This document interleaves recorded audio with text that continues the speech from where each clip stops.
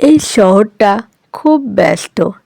এখানে মানুষ সময়ের চেয়ে দ্রুত হাঁটে, কথা বলার চেয়ে বেশি স্ক্রল করে, আর চোখের সামনে মানুষ থাকলেও অনেক সময় কাউকে দেখে না।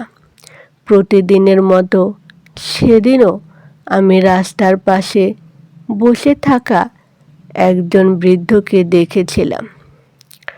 তার পরনে মলিন কাপড়, হাতে পুরনো একটা ব্যাগ, আর চোখে এমন একটা চাইনি, যেন সে কারো কাছ থেকে কিছু চাইছে না, শুধু বোঝাতে চাইছে সে এখনো মানুষ। আশপাশ দিয়ে মানুষ যাচ্ছিল, কেউ ফোনে কথা বলছে, কেউ অফিসের তাড়ায়, কেউ নিজের দুঃখের বোঝা টানছে। কেউ থামেনি। মনে হচ্ছিল এই শহরে থামা এখন বিলাসিতা। বৃদ্ধটা ভিক্ষা চাইছিল না, সে শুধু বসেছিল, হয়তো অপেক্ষা করছিল এমন একজনের যে একটু সময় দেবে, একটু মানুষ হিসেবে দেখবে।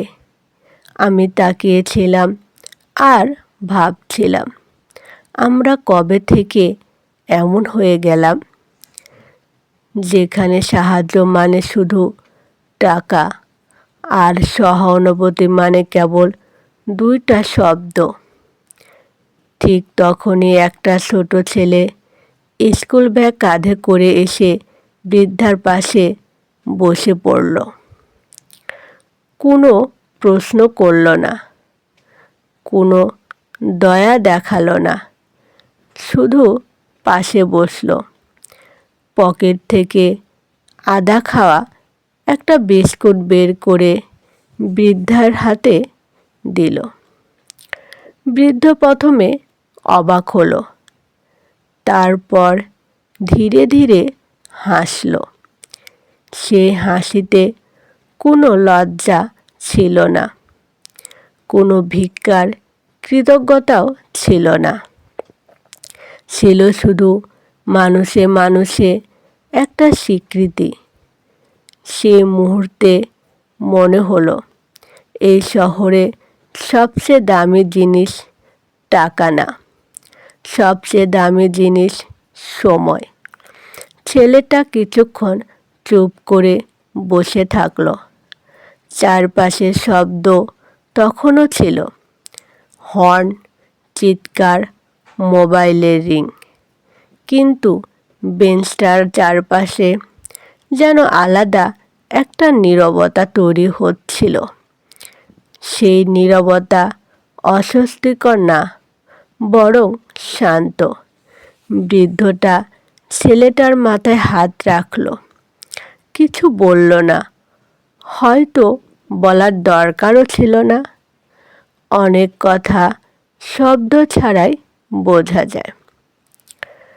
আমি বুঝলাম, সব সাহায্য হাত বাড়িয়ে হয় না। কিছু সাহায্য পাশে বসে, কিছু সাহায্য হয় কাউকে অদৃশ্য না করে দৃশ্যমান বানালে। ছেলেটা উঠে চলে গেলে বৃদ্ধটা আবার একা হয়ে গেল, কিন্তু আগের মতো না। তার চোখে তখন আর শূন্যতা ছিল না। মনে হলো সে আজ কারো স্মৃতিতে জায়গা করে নিয়েছে। আমি সেখান থেকে হাঁটতে হাঁটতে ভাবছিলাম, আমরা সবাই হয়তো কোনো না কোনো বেঞ্চে বসে আছি, কারো না কারো অপেক্ষায়।